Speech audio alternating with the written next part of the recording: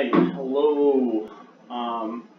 I did my paper kind of on a mix of everything I talked about last week, but I wanted to look into the economic field, at least finances at least, and how they are all interrelated with algorithms. So I kind of looked within the field, like, yeah, maybe not specifically right on economics, and maybe there's some finance in it, but I guess I looked at algorithms developed in these fields, so we'll take a look at it.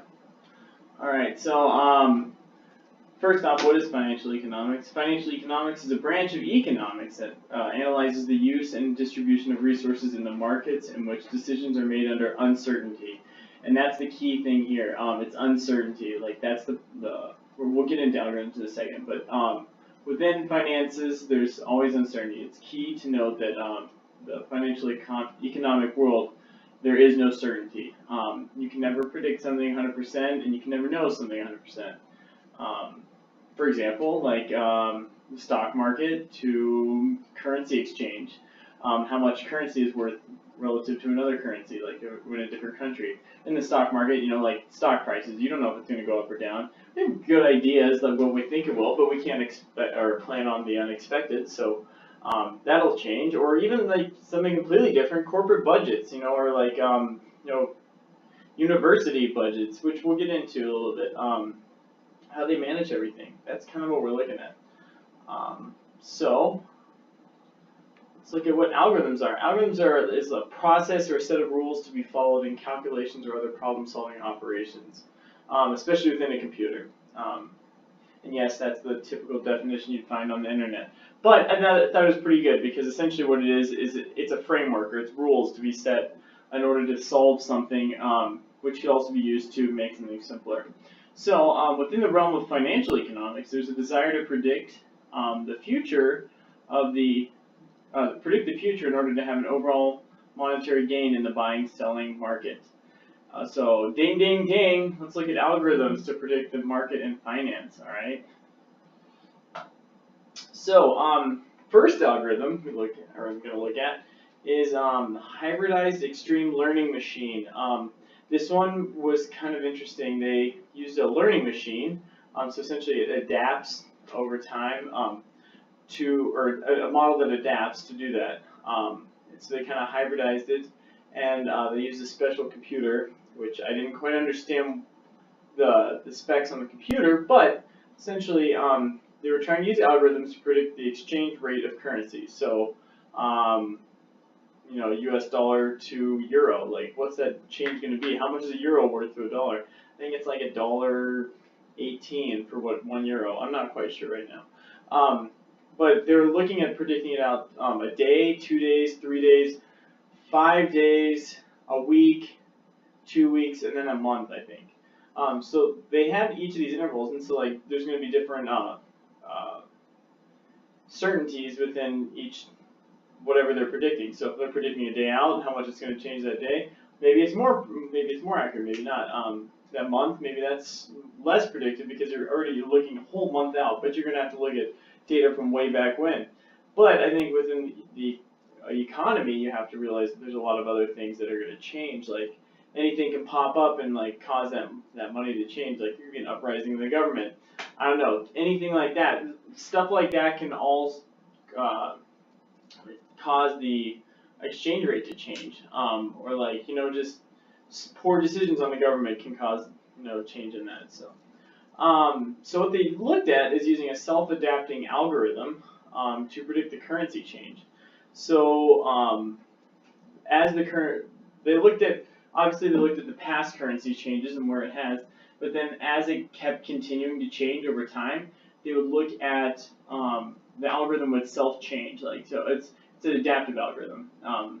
It would itself change for what has been portrayed in the market. So that helped it out a little bit. Like that's it's kind of like we see AI. It's adaptive AI, and so it's like learning, and then it's going reevaluating, and then changing its algorithm, reevaluating, changing it. Sort of the same thing here. It's looking at the market, reevaluating, and doing it, and adapting it. So this extreme learning machine actually has, the reason it was used was has the ability to generalize the data. So it's actually easier for the algorithms to adapt or learn, is what we would say.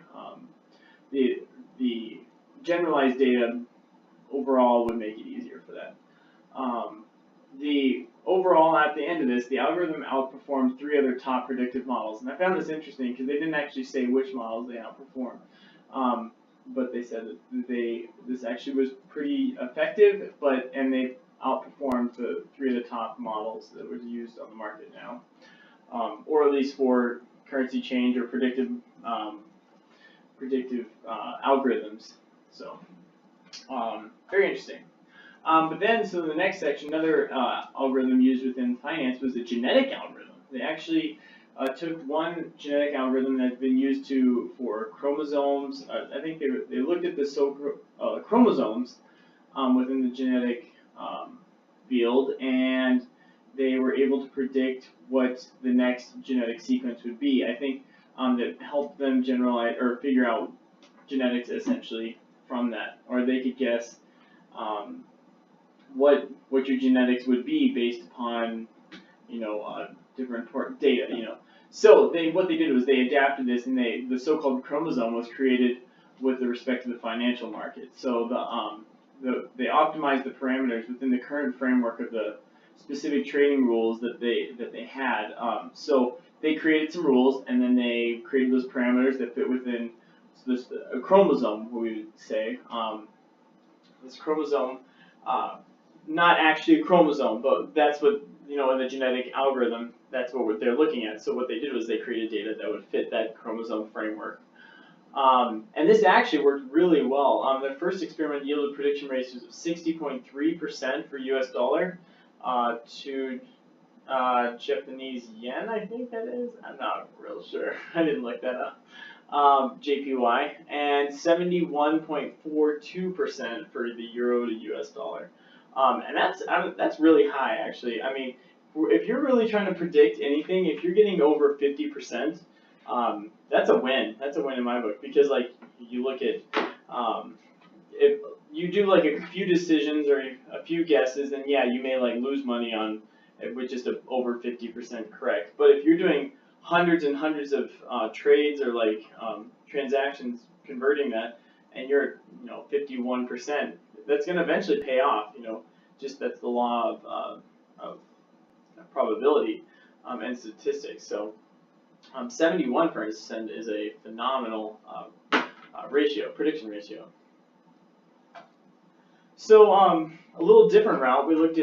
I'm looking at algorithms within the metadata of the financial world. So yes, we would say the stock market does have a ton of data or metadata. That's what large amounts of data is called, metadata, and it requires a structure to how it is to be organized.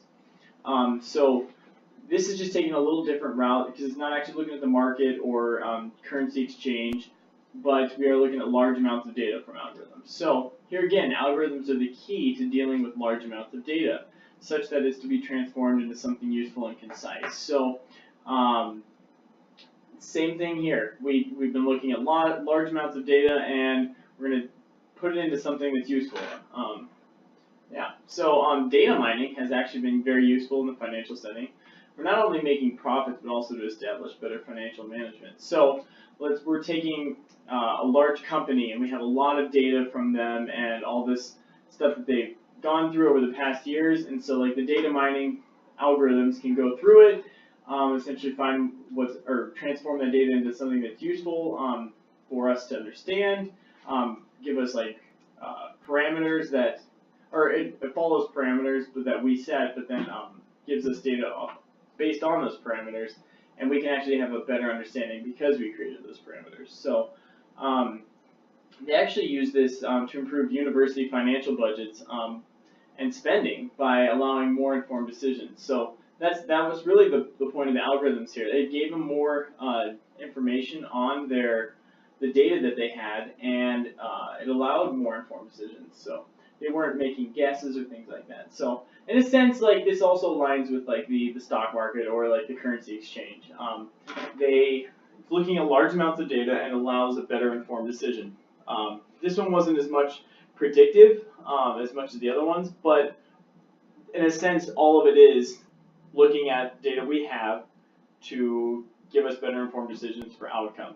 And that's pretty much what a predictive one was, except for the self-adapting one algorithm in the first research article.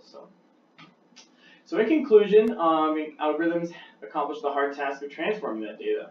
Algorithms are vital in the field of finance and are widely used within financial economics. Algorithms make metadata into easier to understand useful data, and the models that we create or the algorithms used in those models will never be able to predict with 100% accuracy. And I think that's just important to know. Like the 100% accuracy is just never going to happen. So how good we get, we'll never know exactly what to do. But we can work towards getting better predictions models from algorithms. So thanks for watching.